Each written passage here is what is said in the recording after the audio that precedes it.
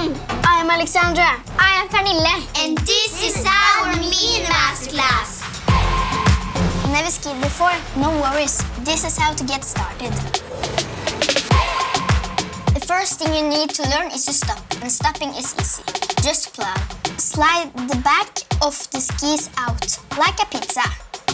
Start slowly with a friend.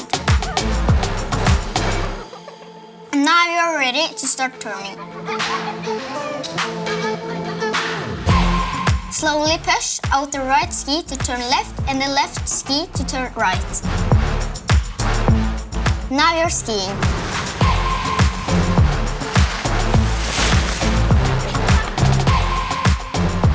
The best way to stop is just to sit down. There you have it. Now you are ready to start skiing.